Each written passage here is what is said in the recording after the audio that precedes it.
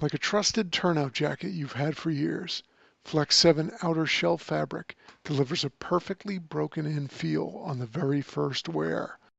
Flexible, comfortable, and powered with the strength of Enforce technology, Flex 7 outer shell fabric is made to move. To learn more, visit tenkatafabrics.com/flex7. Flex 7, powered by Enforce technology. Only from Tenkata Protective Fabrics. Seconds count when responding to an emergency. Minutes save count when documenting your day. Emergency Networking makes records management easier and faster with its Fire and EMS solution. User-friendly, complete online and offline functionality, highly customizable, all at an affordable price. For more information, please visit emergencynetworking.com.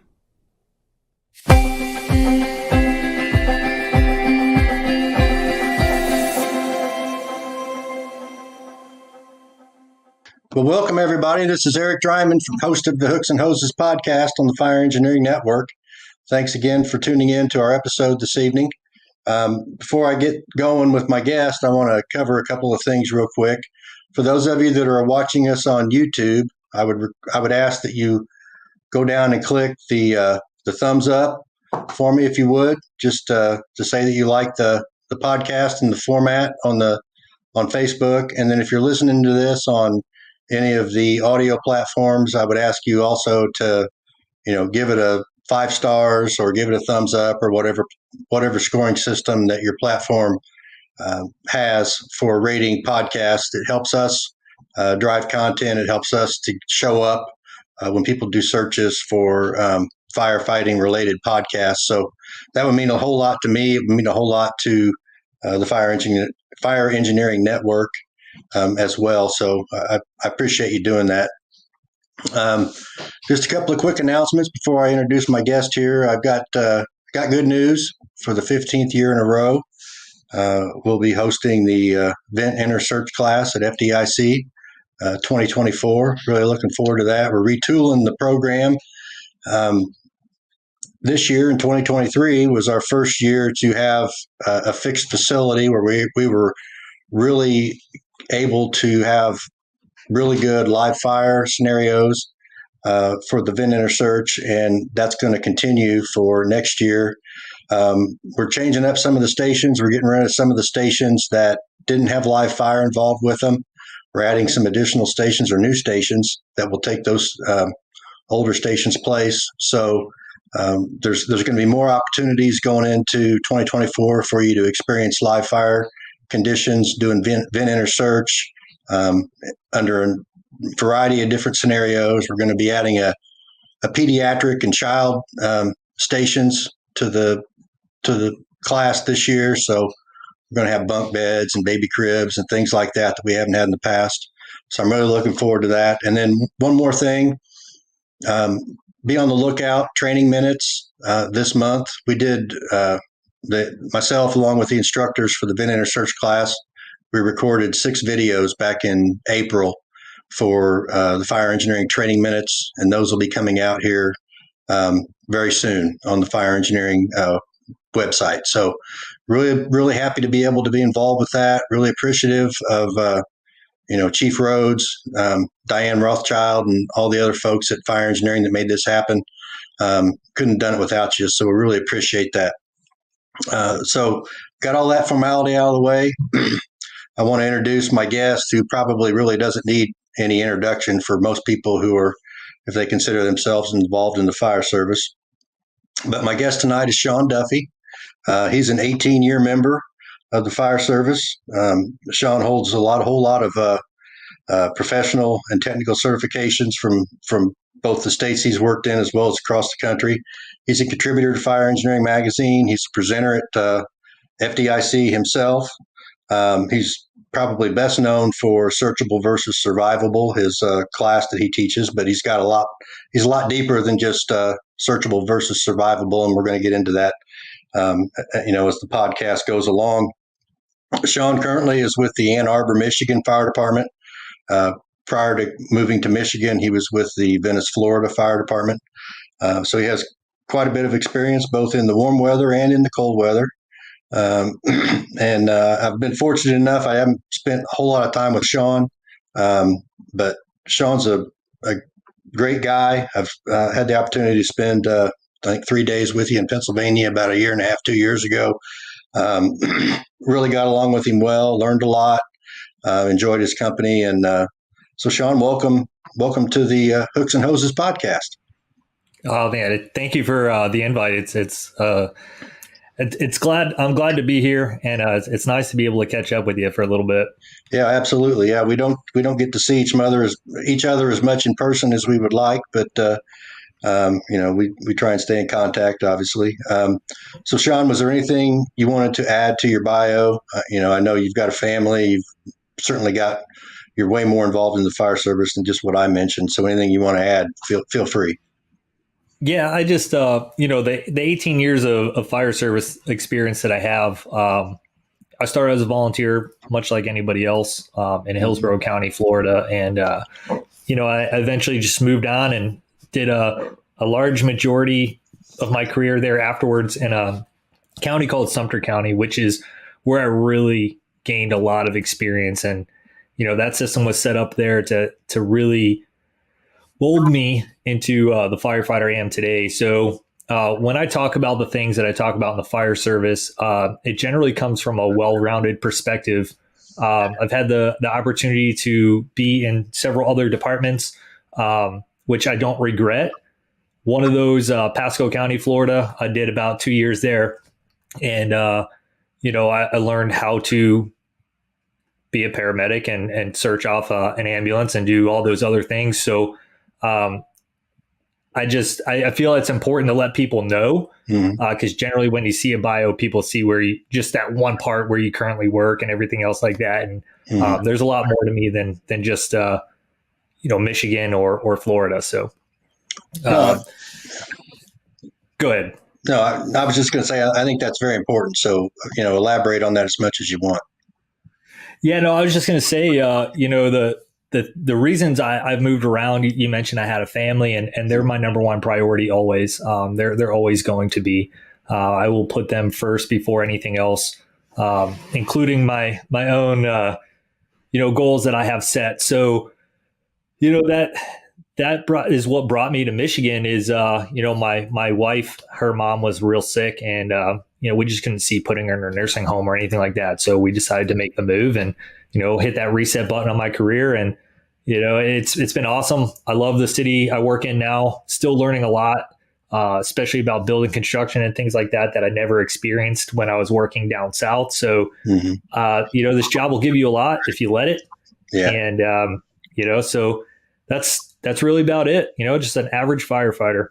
Yeah. Well, there's nothing wrong with that. I say, I've always said firefighters are the backbone of the fire service. People say, oh, well, the chiefs run things or the company officers run the house or whatever. But that's true. But when you get down to brass tacks, it's the firefighters that make or break, because there's a whole lot more of them than there is any of the other ranks within the fire department. So, Sure. I do appreciate that, and I think that's important to understand, and also just understanding that certainly as you said, working in Florida, you mentioned building construction specifically. I'm sure there were probably some demographic differences being in Florida versus being in Michigan, but going from probably what was a lot of lightweight construction, certainly I'm sure you encountered your fair share of hurricane rated buildings and things like that, up to central Michigan, where there's probably a lot more ordinary construction, legacy construction, things like that.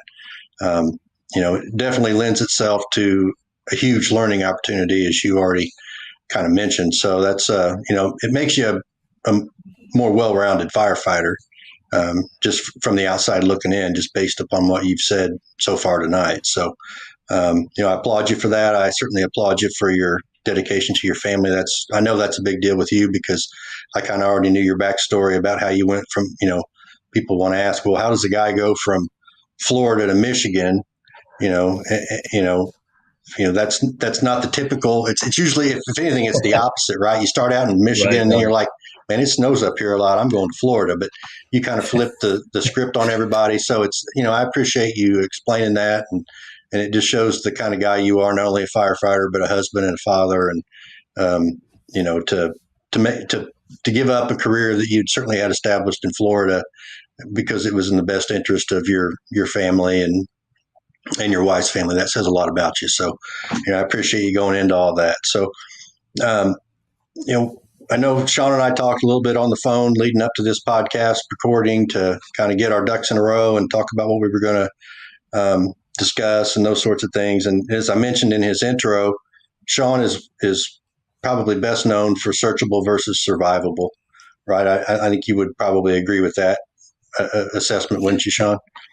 Yeah, but it's probably kind of what got your name out there, and kind of one of the things that I would assume that you're pretty proud of, given the amount of success that and rightly so success that you've had with that. So, I know about Searchable versus Survivable. It seems pretty straightforward when you say, oh, well, if it's searchable, then it should be survivable, right? But it's not that simple. So just kind of go in for the audience, just kind of go into, why saying searchable, if it's searchable, then it's survivable. If you just take those two words and you put them in firefighter terms, you would say, well, that makes sense.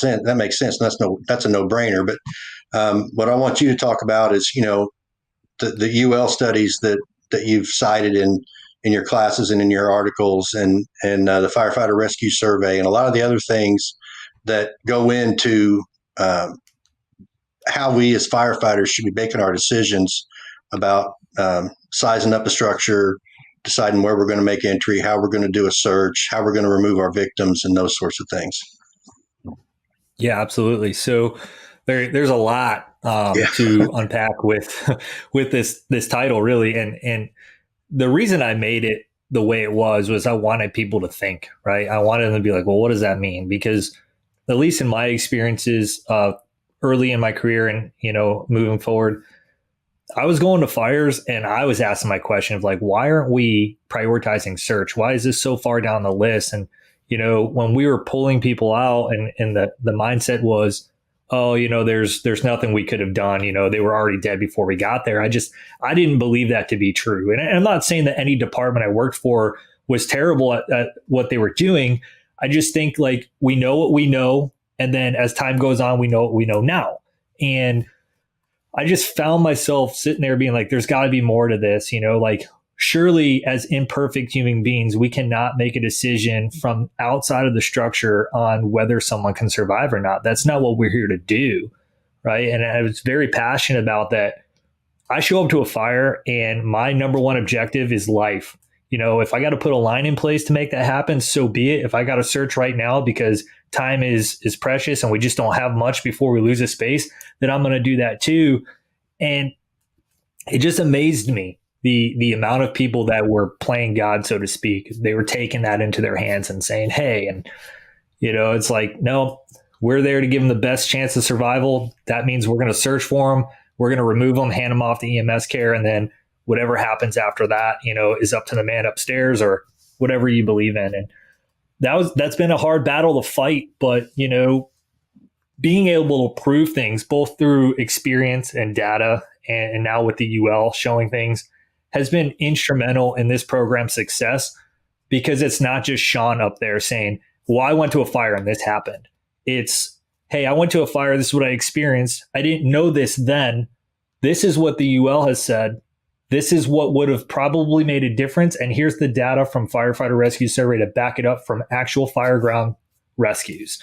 So putting that in a full package for people to kind of dissect, it's been amazing. And I've learned a lot along the way too, just from the students taking that class, because we share stories, and one of the things I always ask is, hey, first, who in this room has had a rescue?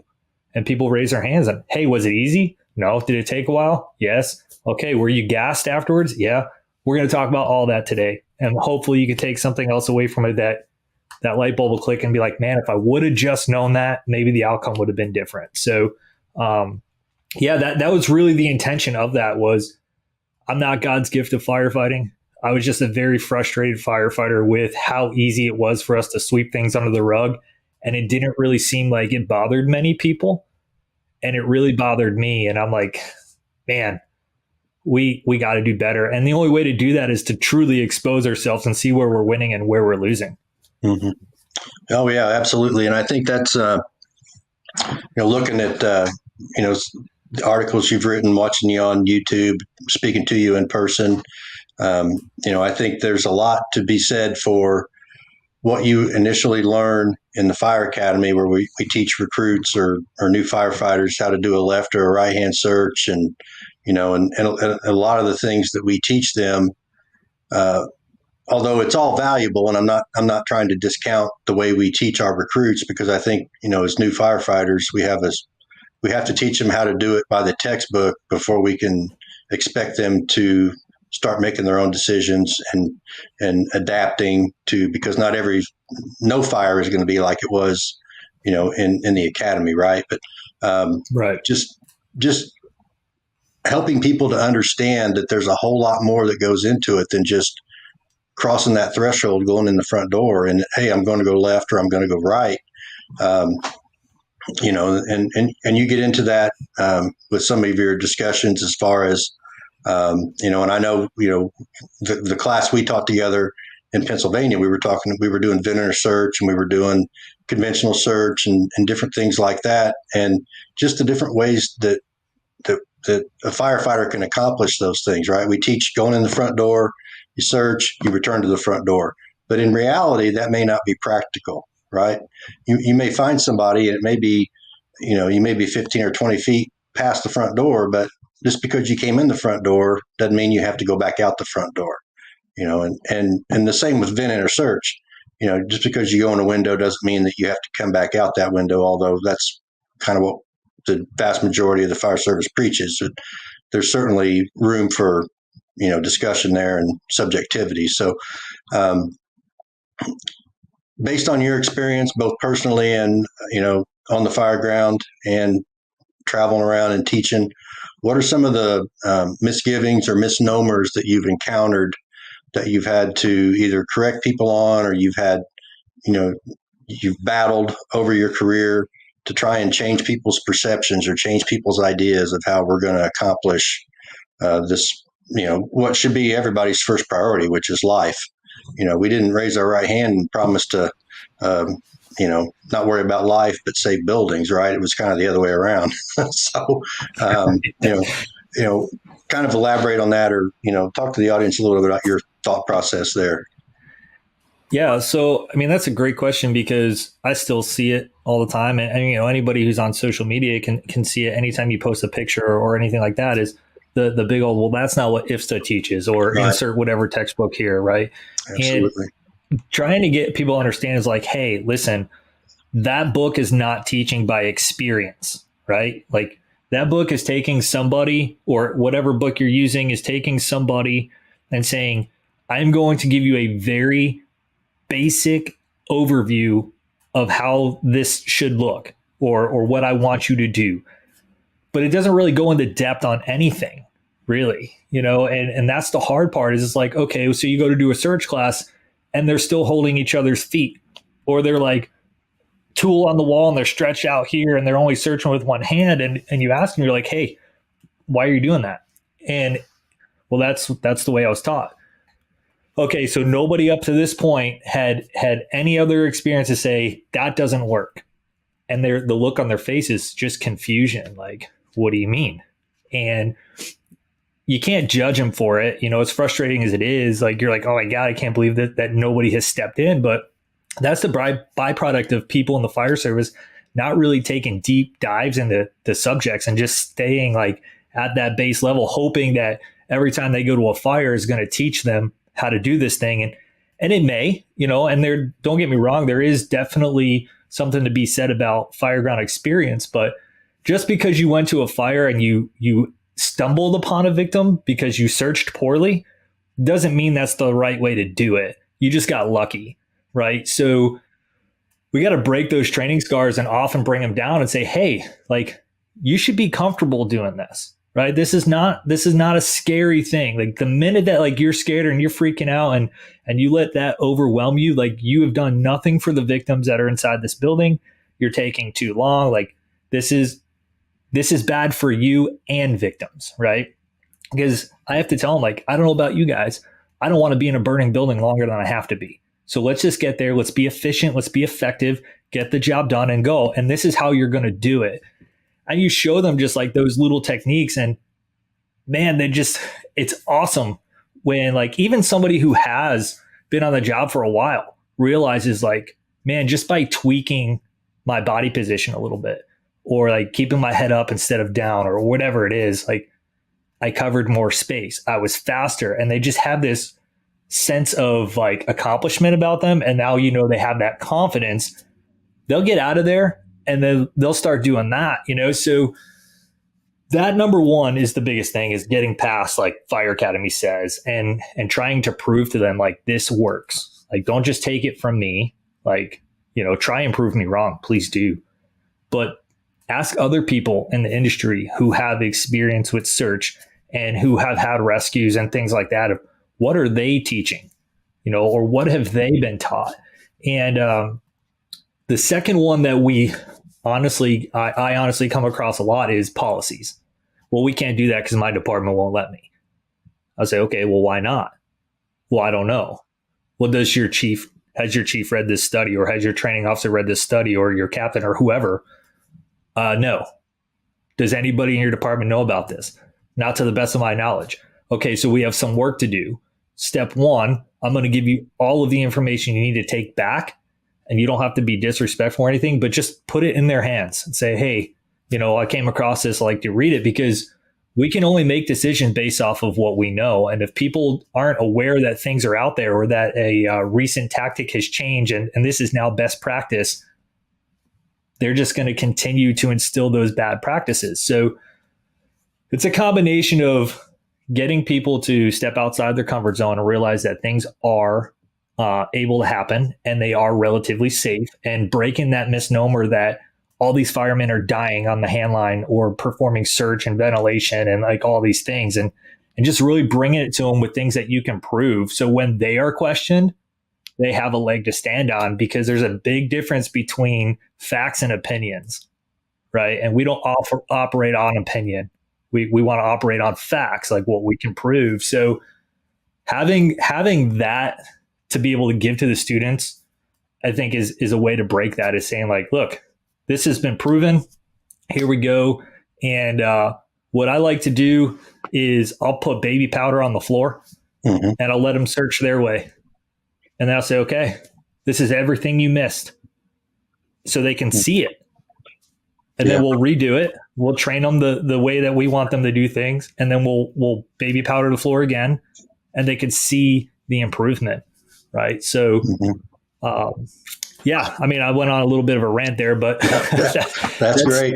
No, those are the things that drive me crazy when I go out and I hear those things. So I'm just like, oh man, like question things. It's okay to question things, like ask why do we do it this way? Like, don't just take things at face value, right? Like the citizens you swore to protect deserve better than that.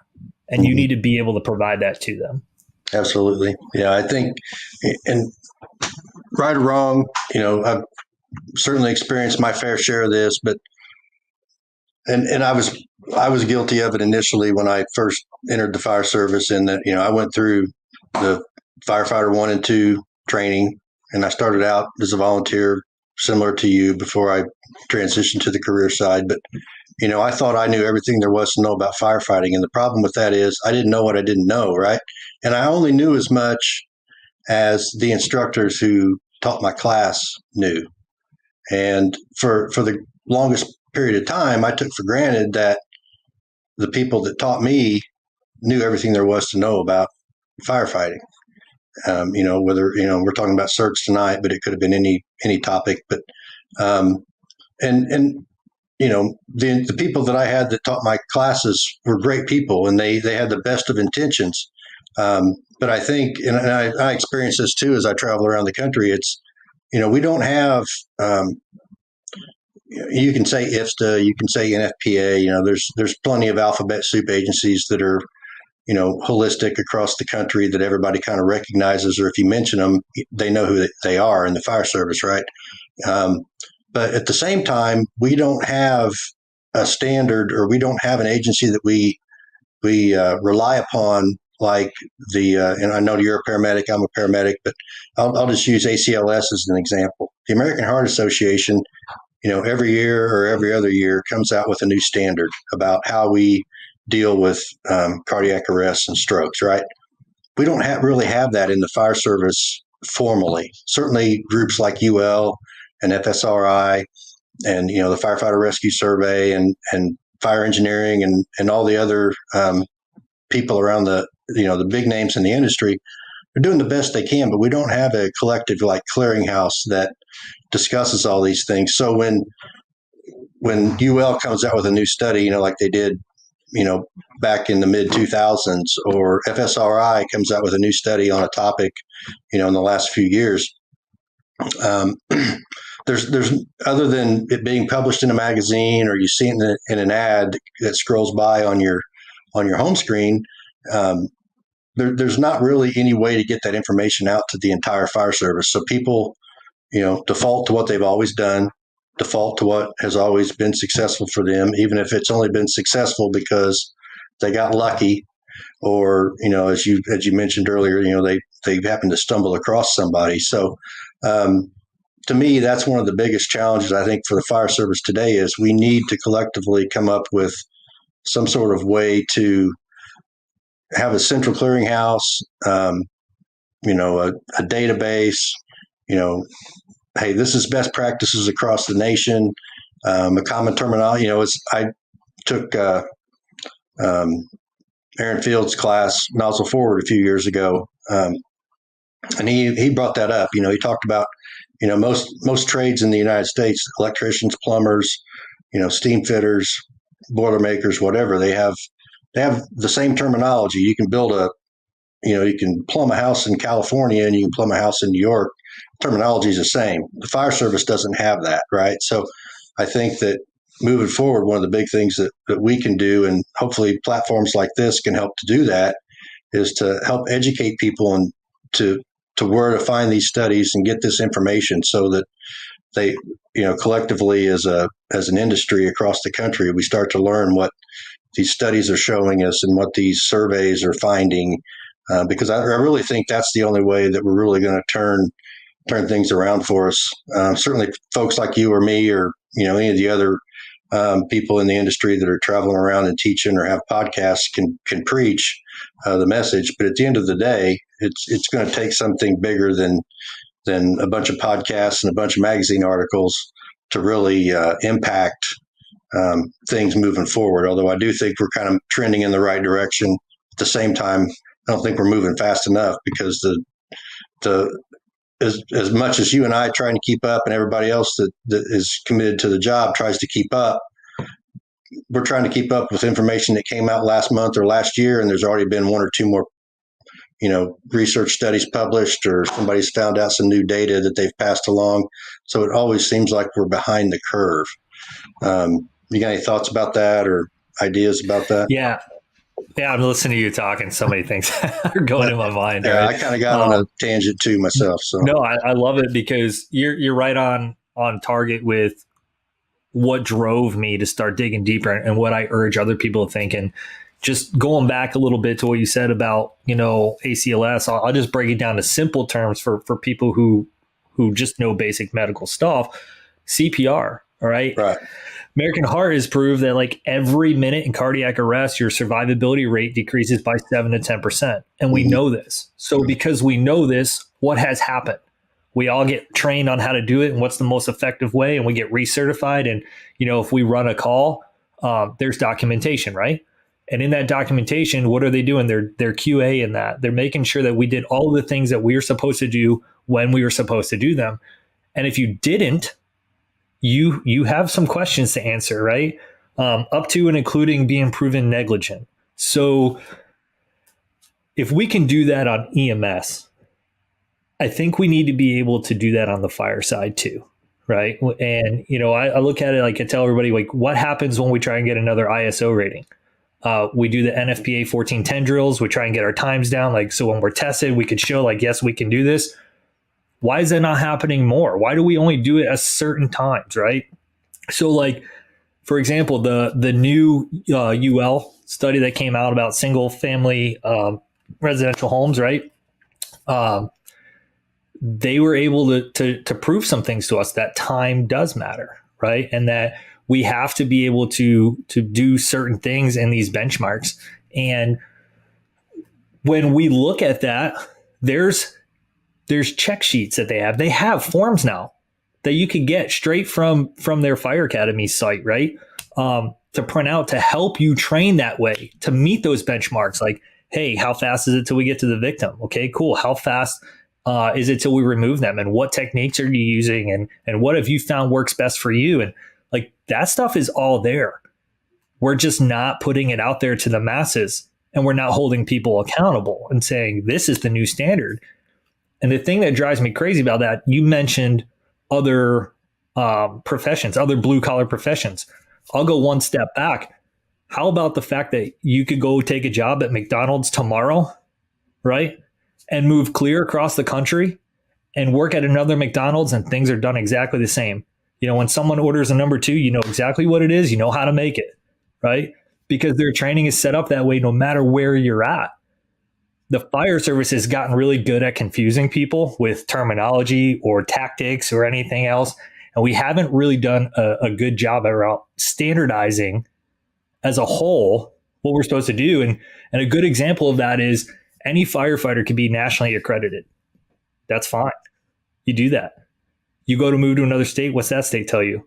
I don't care. You're going to retake our academy, or you're going to prove to us that you can do things our way. That piece of paper means nothing. So we're fooling ourselves into thinking like that we're all the same, and we're not, right? And until we can get on a page where we talk about search or fire attack or whatever and say, here's all the information, it's been vetted, this is what we can prove, this is what is going to be taught in our academies from East Coast to West Coast, North to South, wherever you're at, this is the curriculum. I don't know. I guarantee you, like Aaron Field's nozzle forward, amazing program. Guarantee you that stuff's not being taught in fire academies. Neither is what we can now prove from these UL studies or anything like that. And that stuff is what's going to make a difference and save firefighters' lives and civilians' lives. And, we just leave it too much up to the whole, hey, when you get out of here, wherever you land up is going to teach you how to do this. And then we fail people and we don't. And then we just leave it up to that individual to hopefully have enough ambition to search that stuff out and find it. And then what happens? They go to the firehouse and they're excited. They found it and they want to do better, and they get bashed on. They get made fun of, right? And we have all these things that are working so much against us. But on the flip side, we have a lot of people that are fighting to bring that back, fighting against that. And we have a lot of young firefighters that are hungry for this knowledge. So I think we're in a pivotal time right now. And as long as we stay at it and we keep throwing those things out there, and we're not afraid to share information, hopefully, we can start turning the ship, so to speak, and getting more to a standardized fire service. Yeah, no, I agree. And I think, I know it seemed like for, I don't know, the last 10 years or so, and I'm not saying that it's gone away, and I'm not saying that it's a bad thing, but there was a lot of push for higher education. And I think that is important. I know you've got a degree, in fire science, and I do as well. And I think there's a lot to be gained by that. But simply graduating from a fire academy and then saying, okay, well, the next step in my, career journey is to get my degree. I would I disagree with getting a degree. That sounds kind of weird, but because I think that a lot of people, they graduate the academy and they're like, okay, I know all that firefighting stuff, right? So now what's next? Well, I'm going to work on my degree. I'm going to work on, I'm going to get a rope tech. I'm going to go to paramedic school. I'm going to go to dive school, and certainly all those things have value. I'm not trying to discount those, but I think people, in my experience, myself included, I've learned a lot from my mistakes over the years. We think just because we got a certificate that says, hey, you're a firefighter 1 and 2, oh, well, I know everything there is to know about that. So what's the next thing, in my career that I want to accomplish? And I think, as I started out this monologue, there used to be this for several years, there was a huge push towards higher education. And it seems like in the last 2, 3, 4 years, that's kind of flipped, and people are starting to say, hey, man, yeah, all that education is still important. When you get to be, a captain, a battalion chief, you want to be a member of an administration of an organization.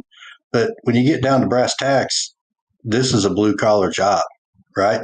So that journeyman mindset, going from an apprentice when you graduate from the academy to becoming a journeyman, to use a plumbing or electrical, descriptor. There's a lot to be said for that, right?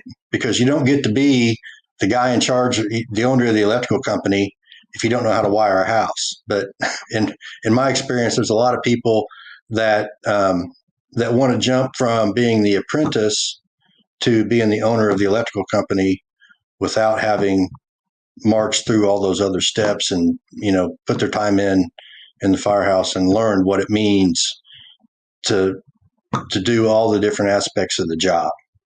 So I think that's important and to the credit of the fire service, as you said, it seems to be making a resurgence. You start to see a lot more people who are more focused on those day-to-day black hat kind of skills that we need to be better at, right? So I think that's very important. And I think, and I don't know, I didn't ask you about this. I don't know exactly your opinion. I think I have an idea, but I always say, we train people in the fire academy or in their firefighter 1 and 2 class or whatever, format their initial training occurred in. I equate it to building a house. And all we're doing when you're in the fire academy is we're laying that cinder block for the foundation, right? Because you can't have a decent sized house if you don't have a good foundation. But a foundation is not a house. Just because you graduate, you basically got cinder block laid out in the perimeter or on the footprint of what will ultimately be the house, your career, right? So I've also used the comparison. We teach you the black and white in the fire academy. You have to learn the gray when you graduate. And that's kind of what you alluded to is, you might get taught the basics in the fire academy, but if you graduate and you don't get the opportunity to make a lot of fire runs, or you don't get an opportunity to work with somebody who's motivated, it makes it that much harder for a new firefighter to build that house or learn how to operate in that gray, So I think you agree. I think you have similar thought processes to that, based upon our time we have spent together. But, if you've got any thoughts about that or ideas. I think you're spot on there because I fail a lot, I mess up things all the time. And that's part of why I keep doing research and I keep working on myself because, you can't sit here and preach things and expect that you're going to have all the answers and do it perfect all the time. And it's just not going to work out that way. So really, when I left the academy, I thought I was good. I was like, sweet, I'm going to be able to do all of these things. And, I was talking about this on another podcast not that long ago that I'd been to fires, and I thought I was like a pretty decent firefighter. Boy, was I wrong. I was so wrong. I just got lucky. I just never found myself in a jam or, and the searches we were doing were just, nobody really was in there. There was never any reports, and for whatever that means, until one day where the first arriving engine had a pump failure and we were pulling up next. And as I'm walking up, the neighbor's like, hey, this person's in here. She had knee surgery or something like that. And all I remember is being like so amped up, like, this is it. I'm going to go make a rescue. But I had no idea I had no plan. I didn't size up that building, or that it was a double wide mobile home. I didn't size that up. I didn't look at, where am I going to exit if I find somebody in here? I had no plan on how I was going to even drag them. Like, we weren't really taught any victim removal techniques. So what good was I really going to do at this moment if I was to find somebody? Wasn't it, I might as well just leave them in there, because I could be the best searcher in the world, but if I don't have the basic principles to build off of how to remove them and do all these, it means nothing. And I think that's where we fall short, is we feel like, I've given you everything. Here's your foundation. Tomorrow you can go to a fire and you should be able to do these things. And that's just not true, right? Doing things in a very controlled environment where your life isn't on the line, or somebody else's life isn't on the line, your heart rate's not elevated, is very, very different. Doing searches in a burn building like we do at the academy is very different than doing them in a furnished house or a hoarding style house, or any of those things. It just is. Dragging a dummy that already has webbing on it isn't doing anybody any good, right? So there's all these false beliefs that we instill into people, and then they get out there and they're like, oh crap, that's not going to happen, or this isn't going to work. And the one thing that I don't think we think about enough is, what position is that person going to be found in, right? Because going back to my situation, my partner left, right? So now I'm looking for a victim, plus I'm looking for my partner. I didn't have a radio. So like, all these things are starting to stack up. We didn't spend a whole lot of time on many procedures in the academy, except for the whole like lunar thing, which at that point I didn't even know any, like, even if I had a radio, I probably wouldn't have the thought process to key it up and say like all of that, So I think the realistic training, we have to train how we want people to perform, is what I'm getting at. And to think that, hey, you have a foundation, we've built this foundation for you, here you go, you're good to go. Man, we are just failing so many people, because, let's face it, not everybody's fortunate enough to get on a go-getter crew, and be taught, and if that's allowed to happen, say 2, 3, 4 years, whatever the case is, eventually that person with that same base foundation of knowledge is going to be teaching all they know to somebody coming right behind them. And there's no advancement, right? Until it's time to promote, maybe. Then they'll start reading, doing whatever. But tangent about that is just like, hey, can we train realistic? Can we do that straight from the get-go and give people a better foundation?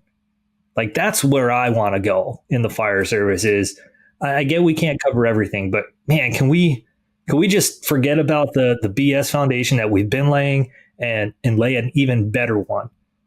Because that's what they're going to operate to. So if we can get them squared away from day one on that better foundation and everything that we have to our knowledge now, I think we're going to make more effective critical thinking firemen. Mm-hmm. No, I agree. I want you to, there was a whole lot there, but I want you to, you brought up a couple things. You talked about sprinkling powder and having them search their way, and then you show them a new way to search and look at the difference. But I'll tell the audience one thing that you told me when we were in Pennsylvania was, you talked about that you would strip down and cover yourself in, I think it was Vaseline or Dawn. So I don't remember what you were covered in, but I just remember it was flickering, pig snot.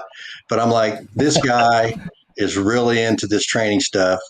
Here he is. He's one of the instructors, if not the lead instructor, and he's stripping down to his skivvies and he's lathering himself up with God knows what, just to make himself more realistic for a victim drag. So talk about some of the things that you've done to, bring that more realistic training, those more realistic training scenarios to fruition, and so that the students get a little bit more out of it than just what they typically would get at a routine search class.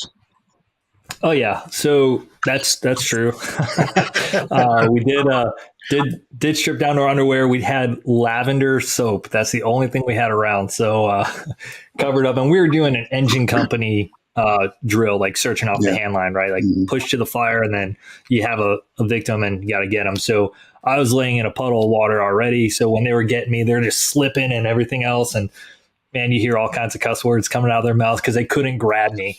And Absolutely. finally, the dude was just like, grab him by the foot, let's go. And I'm like, that's what I'm talking about. Like, Yeah. and that's what I try and instill to people is like, listen, they're not going to have handles. They're probably going to be naked most of the time. Like, and if you're finding them in an area that they're exposed to any type of heat, their skin's probably just going to roll right off. Like, these people are dead weight. They're slick. And, you know, obviously I'm very much alive, so I can't give them that dead weight, but I can play limp pretty well. And you just letting them work through that, because what they were finding was that once that soap saturated their gloves, they couldn't get a grip. It was just didn't matter what they were grabbing.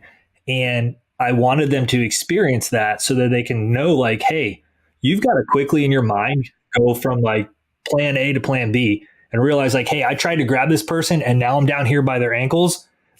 This is it. Like, we got to move. Like, I don't have time to sit here and like put a harness on them or any of this. This is a very quick, dirty drag.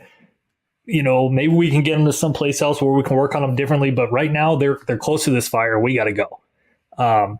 So that's one thing we do. The other thing we do is very much stress. So we'll have live victims, right? We'll have people outside screaming, pulling on the firemen as they're trying to lay the line or do any of those things. We'll have people run right back into the building and just disappear, you know, and we'll put all those stresses of what you're probably going to see on the fire ground and why they're trying to make decisions. You know, people are yelling and screaming like, go get my kids, they're in this room. And there's people popping out of the windows screaming and they're like, oh crap, now I got to throw another ladder. Just mass chaos, really. And it's designed to make them be able to operate and quick think on their feet. You know, sometimes we'll do a baby drop or something like that, just because the fire ground is so unpredictable, right? And you might have a plan going into it, and you might not expect any victims and wind up having 4 or 5, or you might show up and people are hanging out windows. How you adapt to that is going to make a difference. And waiting for that scenario to play out in your career is not going to help you any. So we're going to make that training as realistic as possible right here, right now. And, you know, it's proven pretty well. I'd say we take people that come into our classes that say like, listen, I have like very limited experience. I don't know how to search. And we pull them off to the side and we work with them and we get them caught up. And then we throw them into that same scenario. And they leave there and they're just like, thank you so much. And they have this overwhelming amount of confidence. And we've gotten messages from people, hey, man, we did exactly what you taught in your class and it worked and we had a rescue. And that's where it all kind of gels together. So people will look at myself or our training cadre and be like, you guys are nuts. You guys are out of control. Yeah. But it's all designed for a reason. Like, we're not just there to mess with you because we can, right? That's not what it is. We're not trying to think that we're better than you, or we're not laughing because you messed up. We're trying to create an environment that fosters growth, right?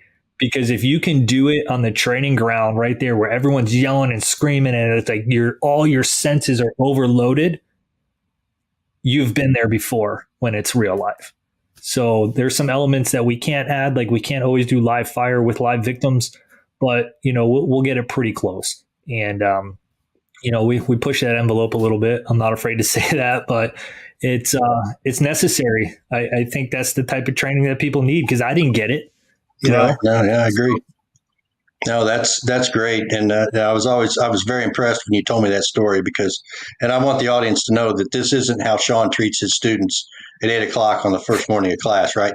You go through a whole lot of training, a whole lot of background, you know, and they have plenty of time to practice. And then at the end, towards the end of class, when you start doing these more realistic scenarios, is when we get into a lot of what Sean just described. But you know, you're building, right? You're starting them out. They come into a class with a certain level of knowledge. People are going to come into class with all kinds of different knowledge bases, right? And as you said, some people are going to come in not know as much as another person, so you pull them off to the side, right? It's all about building people up and coaching them, right? It's all about empowerment, to use a buzzword, but just helping those people get to where they need to be, because you're right. We can train people and we can say, well, we do realistic training, but at the same time, I agree totally with what you're saying as far as the realism. It's very important, but certainly any training is better than no training. But like you said, dragging a rescue mannequin, whether it's pick a brand, out of a burn building or out of a training house or, around the bay of a firehouse, whatever it is a completely different animal than an unconscious human being. And I always tell people, I say, even if you've never found someone in a building before at a working fire, certainly you've probably made an EMS run where you've had an unconscious person or a person in cardiac arrest. So you can you've had to deal with people that were unconscious. Now, maybe not somebody in the fire academy who's just brand new, but certainly people that have got a little bit of experience or maybe a lot of experience. But so you can kind of relate that to people and say, hey, you know how hard it was when you had to drag that person in cardiac arrest out of the bathroom in order to get them out in the hallway to do CPR or drag them off the bed or, whatever the case might be. Just helping people to understand how big of a challenge that's going to be, because to a certain degree, I think we instill a false sense of confidence in people if we let them drag a Rescue Randy or, a Bull-X mannequin or, whatever company your department uses, dragging them out and it's rigid, it's got handles, or whatever they've got. It's got fire gear on, so you got something to grab onto, right? So I think that that gives people a false sense of security. So anything we can do to make it more realistic for the students ultimately is going to make it better for them in the long run. So that, as you said, you get those emails or you get those phone calls where people say, hey, man, thanks so much for that training, because, it prepared me for what I ultimately faced, and I was able to get this person out, and hopefully they lived. Some of that's not up to us, but they did their job correctly, right? And once they identified the problem, they found the victim, they got them out in a timely manner versus fumbling around and not really knowing what to do, as you said, with like not going in with a game plan, right? That's Sure. really, really important to prepare for all that.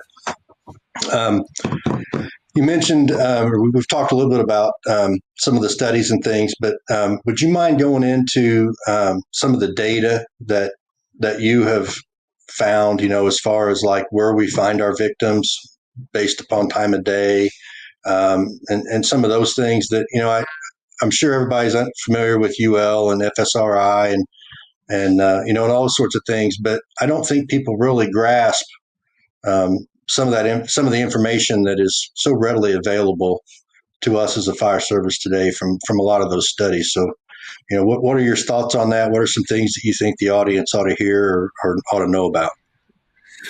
Well, I think first and foremost, if you want the up-to-date, accurate numbers, you need to go to firefighterrescuesurvey.com and look at that. I mean, they have a whole PowerPoint presentation that you can download. They have all the numbers like you can look at, and it's important. And the reason I say that is a lot of times people just take one little piece of something and that's what they choose to run with. And I've spent a lot of time, and I know others who teach search have spent a lot of time, like really like analyzing those numbers and saying, okay, well, why is this number higher here than it is over here? And what does this mean? And you really got to truly understand that. And in order to do that, you got to look at it, right? With that being said, bedrooms are the highest area that we're going to find people. It's like 45% of our rescues victims are found in bedrooms. And when you look at time of day, I don't know, I'm not going to go down the whole list of, X amount this time, but we can pretty much bet that 24 hours out of 24 hours, somebody's going to be found in a bedroom. And the reason for that is, A lot of people are home a lot more now, especially when COVID was like at its peak and, people were working from home and things like that. Like you just assume that if you have a fire, someone's there, right? So you want to look at those areas. And one of the things that I found interesting with that, if we're talking about percentages, is like 58% of the time our victims were found on the floor. Why does that matter? Well, it matters for a couple of things. One, it matters for removal, right? Where's their airway in that process? But it also matters in search technique, right? Where are you searching? Like, for example, that whole, if I could see my feet, I'm just going to walk. Great. Okay. I get it. If the smoke's above your head, yeah, it probably doesn't make sense to tripod, but majority of the time, we don't have that luxury. So, you need to take a stance on where you can give yourself the greatest chance of visibility, wherever that is. And when you tie the study into it, like we look at like 1 foot of elevation versus 3 feet of elevation. So going back to bedrooms, if somebody's on the bed, they're probably in that 3 foot elevation. Well, what does that mean? Is the door open? Is it closed? Right? Like where is that airway? Has it been exposed to saturated air? Like all of these things we have to think as critically thinking firefighters. But why I say bedrooms and what I tell people all the time is stop thinking about a standard bedroom, right? We look at a house. Okay, like all the bedrooms are on this way according to the floor plan, things like that. That's great, but that changes when we come into like a hoarding condition, doesn't it? Those bedrooms are probably out of play now because they're packed full of stuff. Those people are probably not in that bedroom. They're probably where? In the living room of some sort, like a family room, which now becomes our number one priority. So how many victims are found in that area, right? So we got to know like all of that breakdown. Essentially, the numbers are great and I love them. And especially when it comes to survival rates, because it really proves or disproves things. But we got to get better at understanding that like no reports or reports, like nothing's going to change. It can't, right? Time of day, nothing should change for us, right? Like we don't know this person's schedule. We don't know if they work at night or they don't work during the day. Like I've been to fires where cars are in their driveway and nobody's home because it's two family, like two car family.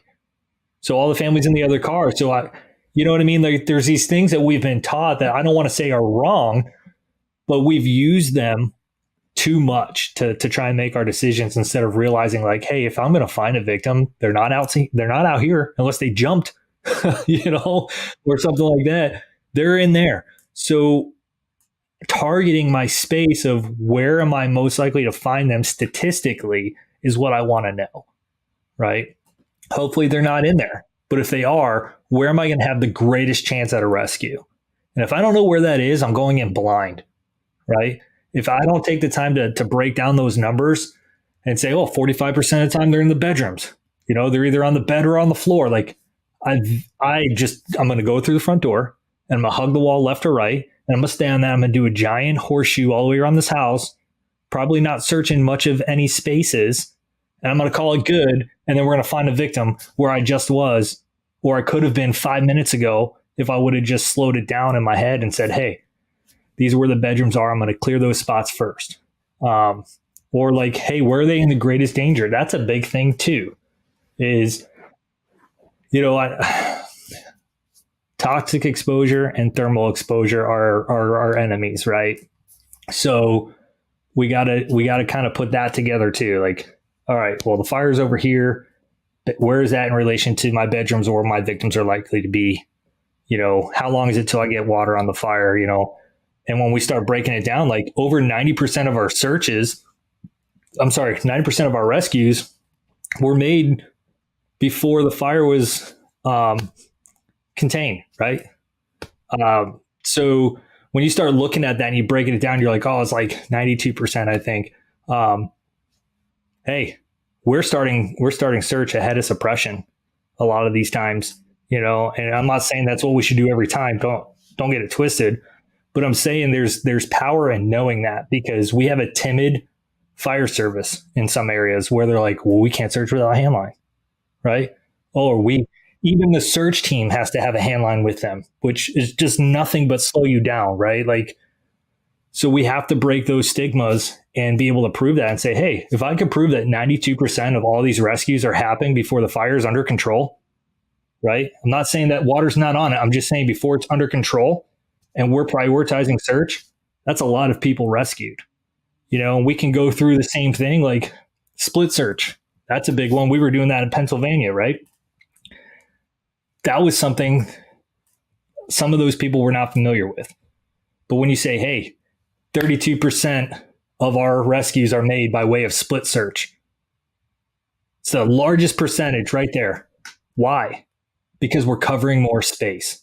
And we're doing so by keeping communication. We're doing so because we know, like, we have no all without us, right? Or with us, like we're saying, hey, I'm oriented to my environment. Like my situational awareness is there. You're going to search that room. I'm going to search this room. And we're just boom, boom, boom. And we're clearing those spaces. Yeah. No surprise. It works. But I wouldn't do that with a brand new person who's never searched before, right? I got to teach them these things. How do I teach them that if I don't even know where to go look for the information? How do I teach them that if we've been timid and shied away from that and never taught it in the academy or anything that we drill on? I can't. Yeah. Right. Yeah, So absolutely. that is the benefit to me on the numbers. And, like when you start looking at the VES and you start breaking that down, or window initiated search, you start breaking that down, that has the highest percentage of rescues. One of the highest percentage of rescues is by way of window initiated search. Again, not surprising because you're putting yourself in areas that victims are most likely to be. It's not that dangerous thing, right? Yeah, absolutely. So you got to be able to bring that stuff to the table and say, hey, this is a great tactic. And if our mission is to save lives, we have to apply it in what we do. We have to. Stop going through the front door every single time. You may not have to do that. And here's why. Look at where our victims are. Here's how many are saved. And as soon as you can break that all down, man, this is one of my favorite things to do is say, here's the numbers of where they're found and here's their survivability rate. Mm-hmm. Here's how long it took to search from time of dispatch to time of arrival. Here's how long it took to search from arrival time to the time we actually located the victim. And here's their survival odds. You're looking at, what was it? Man, I'm going to say the wrong number. I'm going to regret it later. So I'm not going to say the number because I don't have it on the top of my head. Mm-hmm. But there is a significant percentage of numbers of rescues that were done within the first 10 to 15 minutes from dispatch to the time the victim was removed. 10 to 15 minutes. So we break that down further. We really have an 8-minute window from the time that we arrive to the time we want to get them out, to really make a significant impact. And that's not to say that past that 8 minutes, they're definitely dead. But what we know is in that 8-minute window, that is our sweet spot. That's really what we want to aim for. So, yeah, I don't know if that answered your question, but yeah, it does. And I'm not the first person to say this, obviously, but knowledge is power. And knowing that information makes us much more capable of doing the right things at the right times. I think you would agree. Sure. Yeah, absolutely. So, and you kind of talked about doing the split search and all that sort of stuff. Much to my disappointment, I think that across the country, more people than not probably still are of the concept that I have to either stay within the same room as my partner or I have to stay in physical contact with my partner if I'm doing a search. And, you just talked about it in great detail, so I'm not going to rehash it. But I think people need to get away from this concept that maintaining contact with your partner, that doesn't necessarily mean that doesn't necessarily mean physical contact. That doesn't mean that I have to go back and tap my partner on the butt every 4 steps I take, to make sure that I'm oriented, right? If you can talk to your partner, Lord knows you ought to be capable of, even if you get turned around, if you can hear their voice, you ought to be able to follow yourself to the sound. So again, as you said, that's not something that we're going to expect a brand new firefighter that's, they're in their first few years in the companies to necessarily be able to get down pat and master. But certainly, once you've had an opportunity to get some experience under your belt and train on some of these things, the more the more experience you have, the more flexibility you should have in in the way you do business, because again, we're here for them, right? We're here for the people. We're not here just to collect a paycheck or to show up at Applebee's on a Saturday night wearing our fire department T-shirt, right? So, right.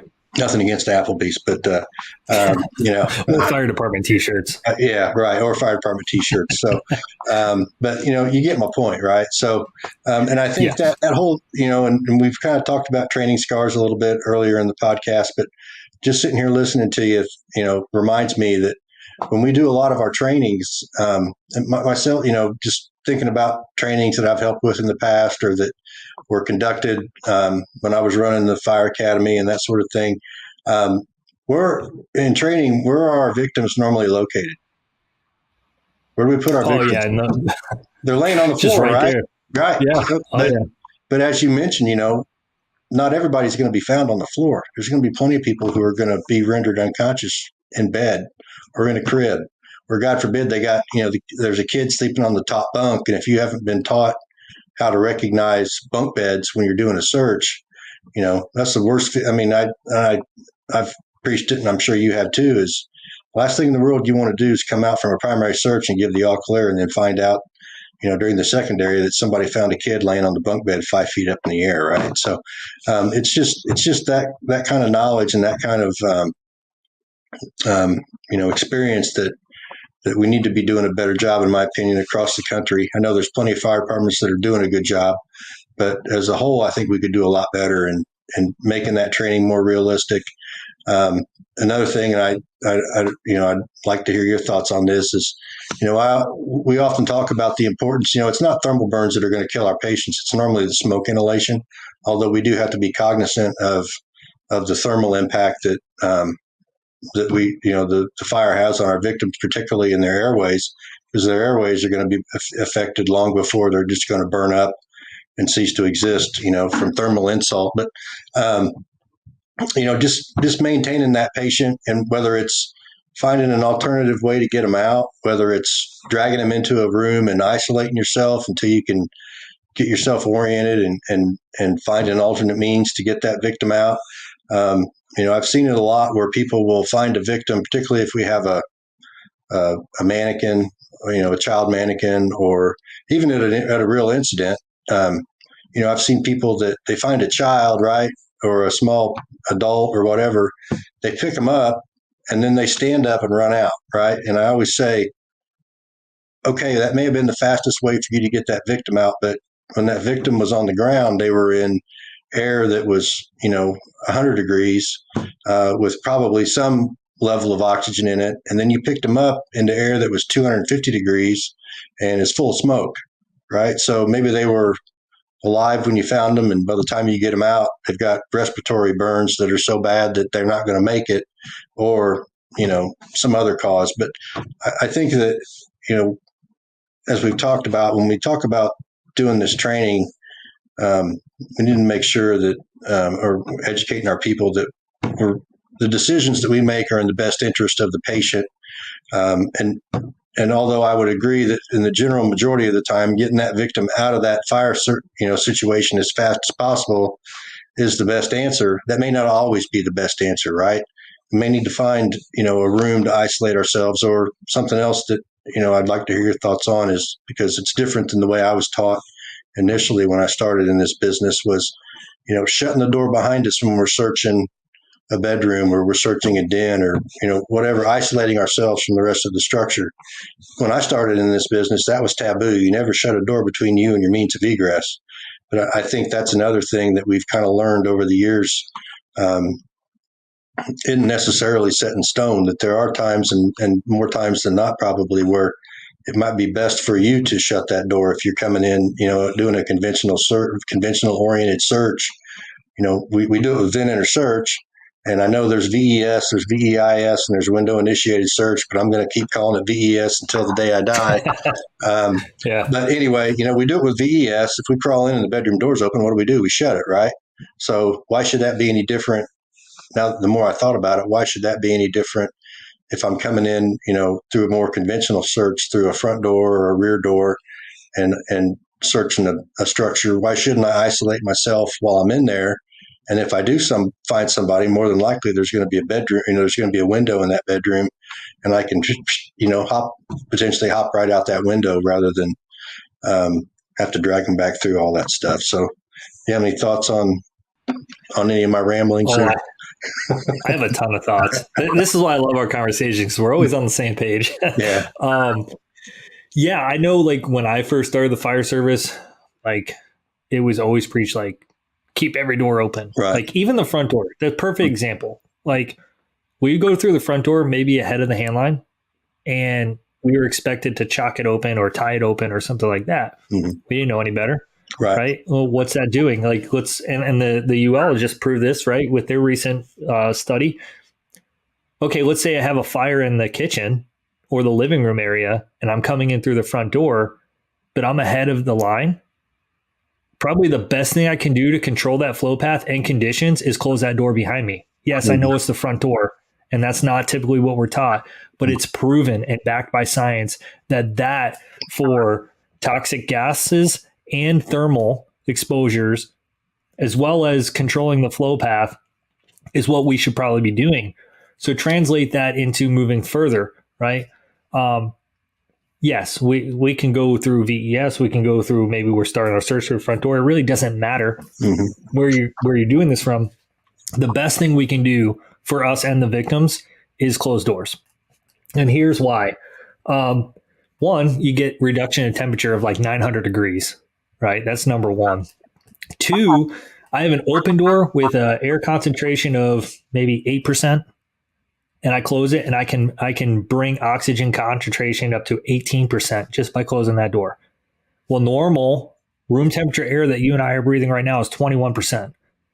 So think about this from a firefighter survival standpoint as well. We're closing spaces, right? We're ventilating as we go. We're doing all those things that we now know help. I'm running low on air, and maybe I'm doing the search. Maybe I have a victim, whatever the case is. Wouldn't it be more beneficial to know that you have an area of refuge that you can go in? That one, it's going to be good for your victim's airway, but two, God forbid that you have to pull your mask off for whatever reason. You have 18% oxygen in there, and you have space in that room that supports life. I would take those odds any day, right? Rather than having a mask suck into my face while I'm waiting on some help. That is only possible by controlling doors. So if we go back to that, I would do that for me in case I had an emergency. Then why would we not do it ahead of time for victims? I mean, we're teaching them right now to close before you doze, right? I mean, that is the big campaign out there. Hey, close your doors is going to save your life. So if we're telling them that, to do that like pre-fire, like, hey, that if anything in here, like, you don't wake up through a smoke detector, whatever, as long as you have your door closed, you're in a great spot. Why would I not continue to do that once I make the interior of this building? It just doesn't make sense to me, right? So another reason for that is just because you go in one way doesn't mean you're coming out that way. Just because I enter via a window doesn't mean that I'm coming out that same window. Right? What if I find a person in the hallway, right? And there's an exit point that's closer than where I just came from, right? These are all these things, like, we got to understand that when we find a victim, we have to stay disciplined, right? That's not the time to get squirrely. But our success on the fire ground is really dictated by small moments of time where we can have a great impact.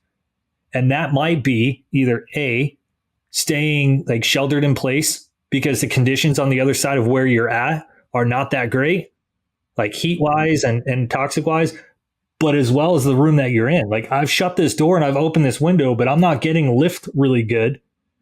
I might opt to pull that person off the bed and put them on the floor, because that 1 foot of lift that I have on the floor is better than them being exposed 3 feet high, right? And I might just stay there. I might stay there for a bit until either fire attack can get a handle on this fire and conditions improve, or I get some help coming my way and conditions in this room improve so that I can do a window removal. So there's a lot to unpack with victim removal. And that's why I just made this new class about it, because I feel like we spend a lot of time doing search stuff, which is awesome, but we are now at the point where we have to start putting the two together and saying, great, The rescue only happens if we successfully remove this person and we do all the best things that we can possibly do for them. And that may not be taking them out the fastest route. It very well may not be. If I've got good, clean air, 1 foot off the ground, and it takes me 3 times as long to move them from the bedroom down a hallway out a door, but their airway is low, I'm probably going to opt to do that rather than intentionally taking their airway and putting it up in heat and smoke. Right. Yeah. That's not saying that it won't take them out a window. What I'm saying is we have to be able to assess the situation around us. And as a searcher and as someone who's removing victims, we can't just be reactive all the time. We have to be like, okay, take a minute, slow this down. Where am I going? What's the best way to get there? And there's a lot of factors that play into that, a ton. And I think that as far as the removal process goes, I always tell people, do you know how much weight you can move alone? And some people are saying no. I said, well, you better find out, because when you find a victim sitting there doing nothing is not an option. Yeah. I'm not saying that you're going to fully remove this person by yourself. You may not. But sitting there waiting, especially if you're doing something on a split search, like, I'm not going to make my partner stop their search to come help me right now. They'll come to me when I'm done, but I'm going to start that removal process. Look at this the other way. Like, there's a large volume of victims that are found in the same area as the initial victim. So if I know that statistically it's likely to be that there's other victims around, if I have 2 victims, what am I going to do? If I'm not moving through the space, closing doors and ventilating, and I don't have a place to drag both these people to, what am I going to do? What am I going to do? Right? Because now I have a dilemma. I have 2 victims and I have 1 removal point. So somebody's going to have to wait, unless we've been doing what we're doing and we've practiced all these things and we say, hey, this person's light enough. I'll take them this window. You got that room over there. You take them over there. Or we might opt to say, bring them both in here, close the door, and we're going to take them out this window. So I know that's a lot to kind of like process, but that's how it has to be. Like, when we're talking about victim removal, we have to be analytic and be like, okay, if this is my situation, what is my plan A? If I do this, how am I going to do that? And it's really about making and taking space. If I'm searching and I have a room that a door is open, a door is closed, I'm probably going to go search the open room first. Like, close that door, search it, find a window, open it. And then when I leave, close that door behind me, because the person that's behind that closed door potentially is in a way better spot than the person that's not. So I don't know. No, that's my rant. Yeah, I mean, that's all. It goes back to some of those training scars we talk about. If you find a victim in a training scenario, and once you locate the victim, I've been parts of trainings before where the instructor says, okay, you found the victim, scenario's over, right? But you didn't have to drag them out, right? Or to take that a step further, and with staffing what it is for a lot of departments around the country, just because you drag that victim out the front door, if you go through the full scenario all the way to getting that victim outside, as from firsthand experience, you're going to be pretty damn gassed by the time you get that person out in the front yard, right? Well, what happens if you're a 3-person engine company and the next apparatus or the closest medic is still 8 or 10 minutes out? You're just going to leave them laying in the front yard and not treat them? So you've got that component as well that oftentimes gets overlooked. Is it's like, okay, well, we found the mannequin, scenario's over, high five, success, right? But and I'm not taking away from that, but at the same time, there's a whole lot more to it than just either locating the victim or dragging the victim out to the front door. Depending upon your staffing levels and who's coming from where and what else is going on in your area and everything. So it's important just to do everything we can to make that as realistic as possible. And you brought up about your about this drags class, and I think that's one thing that that we as firefighters oftentimes take for granted. Is well, if we find a victim, I'm just going to throw some webbing on them and girth hitch them and drag them out, right? or I'm going to make a hasty harness, or some of the other, outlandish things I've heard in training, Yeah. and they pull their webbing out and it's inside an EMS glove, all daisy chained together or rolled up in a nice knot. Right. And you're like, dude, there's Yeah. no way in hell you're ever going to get that out. You'd probably be lucky to get it out in a training scenario, let alone at a real fire. But anyway, what are some ways that you promote, or you found to have worked the best for you as far as, victim drags? Is it behind the knees? Is it, under the arms? I mean, there's certainly, everybody knows the different techniques that are out there, but what have you found in your training and in real life experience, to work best for you, for the audience? Well, before I answer that, I want to go back to the airway real quick, because it correlates to the drags. Okay. All right.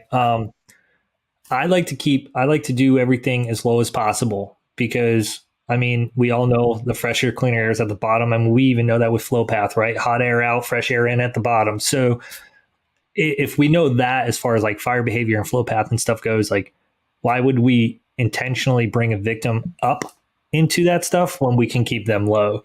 So a couple things to consider when you're choosing your method is, what environment are you in? 185 degrees or 187 degrees at 10 for 10 seconds, your unprotected airway is done. Like, that is not recoverable, right? 145 degrees of saturated air, same thing. You have a failed airway. So when we look at that, and then we look at body temperature, if your victim's body temperature reaches 108.5, right? If that is not treated within minutes, they're dead.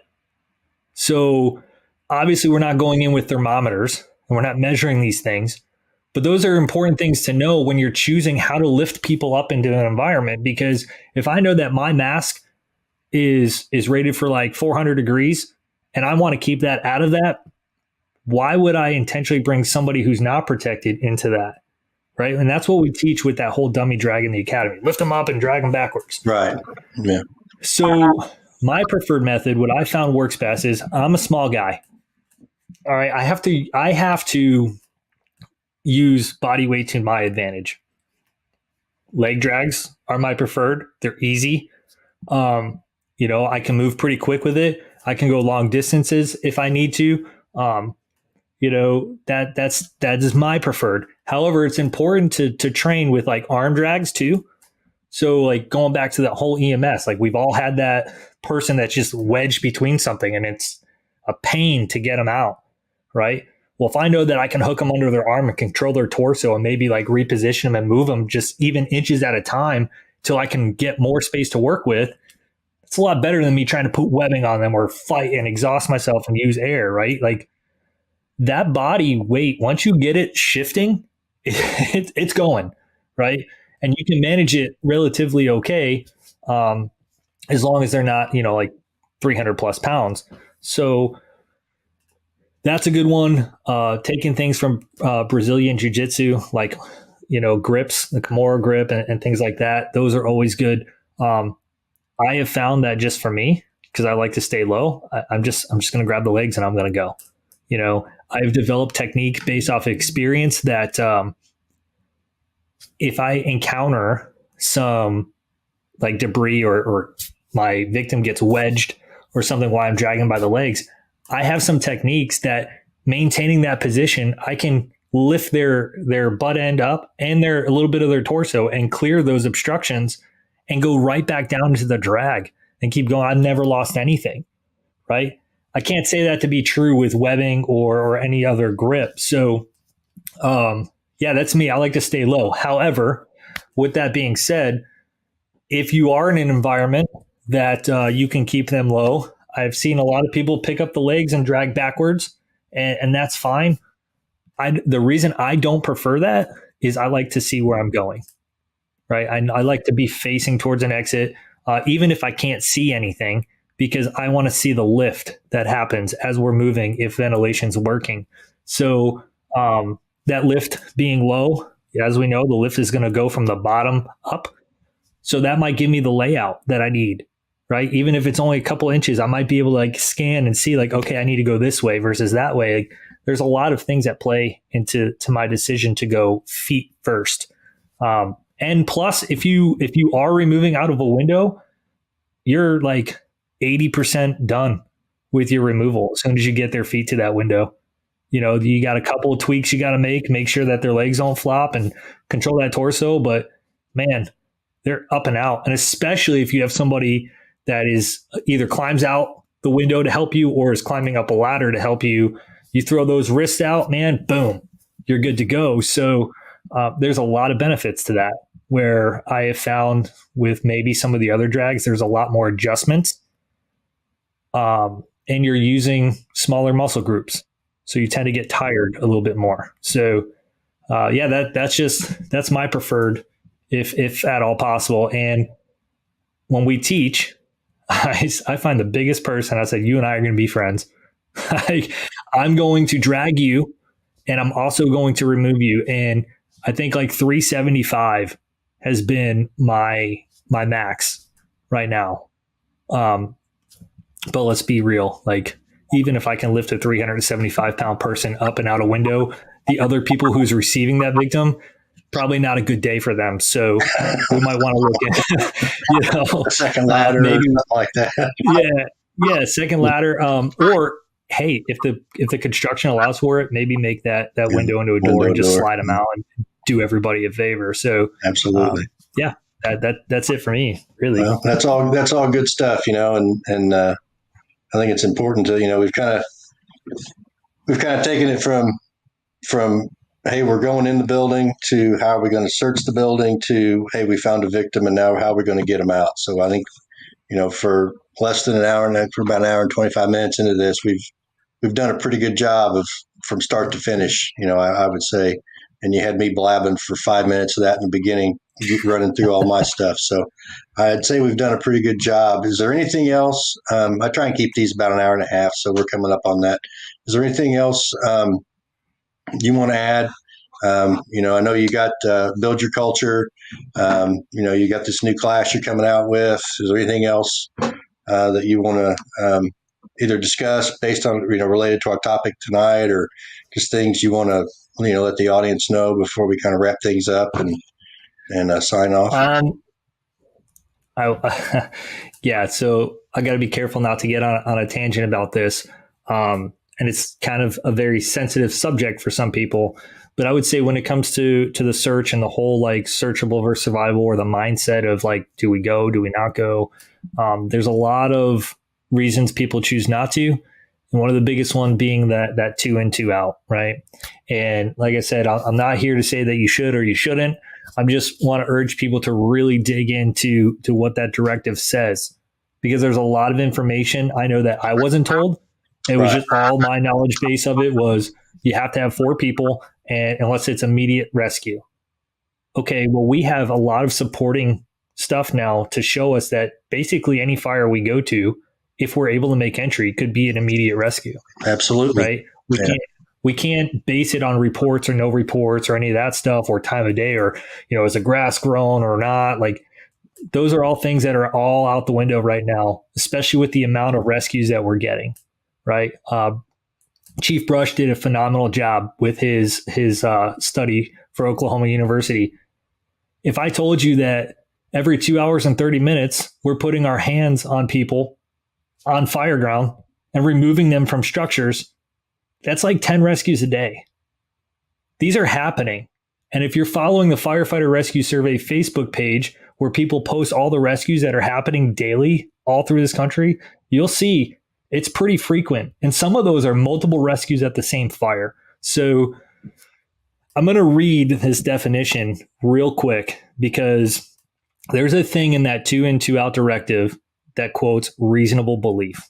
All right. The legal definition of reasonable belief is the belief is based on a reasonable ground. This does not mean that the worker's belief needs to be correct. A worker has the right to be wrong in their reasonable belief. That's number 1. So we have a little bit of leeway there. That's not talked about in the directive, that if you have a strong feeling that we need to make a rescue and you have a reasonable belief people are inside, man, it's legally telling you that you could be wrong in that. That's fine, but you acted in the best interest of that civilian. It also says that this test is applied to reasonable belief will be an objective test. The disclosure will be assessed based on how a reasonable person will respond to the information available to him or her at the time that the disclosure was made. I would argue that the fire department should be the most reasonable people on that fire ground. The people coming out of that building or the neighbors, everybody's so emotionally charged, and we're not really attached to that event, at least not yet. Right. We're just showing up. So just do your research, form your own opinion about it. But I just want people to stop taking things at face value and saying, well, because I was told this, 10, 15, 20 years ago, it's got to be true. Man, there's a lot of things like you said, we operate in the gray. There's a lot of gray area for us to make a significant impact on these fires. And what a shame it would be if that was the fire that you could have made rescues and you chose not to because you were hiding behind something that you didn't truly understand. Yeah, no, I totally agree. And I've, you have to live with that, and that's something that I tell people all the time is the last thing in the world you want to have to do is live with the fact that there was somebody in there and either you didn't do a thorough search and you missed them or, your policy said that you couldn't go in because of X, Y, or Z. And then you've got to live with that. Right. So, right. It's incredibly important. And I know, as you said, there's plenty of places where that 2 in, 2 out is like etched in stone, came down from, Noah brought it down from on high, and it's the commandment that nobody can break. But I think that it's important to understand when you can deviate from that. And you did an eloquent job of explaining that. And that was hopefully a lot of people, were able to take something away from that. So, again, you got Great Lakes Hot coming up. I know you didn't mention it. I'll mention it for you. For the audience, one of the dates for that again? That's going to be June 12th through the 15th of 2024. Yeah, so that's up in Michigan. So, you probably kind of figured that out from the Great Lakes title.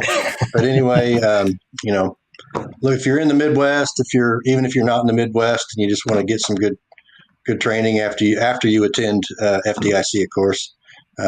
Absolutely. Head up to Great Lakes Hot. They do a great job up there. So, Sean Duffy, again, I want to thank you for giving me an hour and a half of your time this evening. I know Sean was on duty yesterday at the fire department. Got off work this morning, did what all of us do on our days off. Run errands, work the side job, all that sort of stuff, and here he was tonight, helping me out, being a guest on my podcast. So I really appreciate it. Sean, thanks again. You got any closing words before we kind of sign off for the episode? First, thank you for having me on. I always enjoy our conversations, so appreciate that. If anybody wants to reach out to me for anything, feel free to do so. Social media is the easy way to get a hold of me, or my email, duffy558@gmail.com. It might take me a little bit to get back with you just because I got so many irons in the fire, so to speak. So if it's really important, you haven't heard from me, just send me another message and kind of say, hey man, I really need to talk to you or whatever. And, we'll make it happen. But, the other thing is, I don't have all the answers and I don't consider myself an expert in anything. So, I will certainly share with people what I know, what I found out. I'll share my failures and all of those things. But, ultimately, I want people to be able to make their own decisions, and I don't want to see anybody violate their policies and procedures or get themselves jammed up just because Sean said this. So that's really about it, man. I really do appreciate your time this evening. Absolutely. Well, ladies and gentlemen, Sean Duffy, one of the most passionate people in the fire service today that I can say that I've had the opportunity to spend some time with. Very approachable. If he's got an answer that you need, he's going to give it to you. He's going to help you out any way he can. So if you've got anything that you want to reach out to him about, please do so. Thanks for tuning in tonight. Again, please like the podcast. If you're on one of the podcast platforms, give it the thumbs up, the 5 stars, whatever the rating platform format is. And then if you're on YouTube, please give it a thumbs up. Subscribe to the Fire Engineering Network on YouTube. share the video, please. On behalf of Hooks and Hoses, I'm Eric Dreiman. Thanks for tuning in to the podcast this evening, and we'll see you in October. Everybody have a good week. Take care.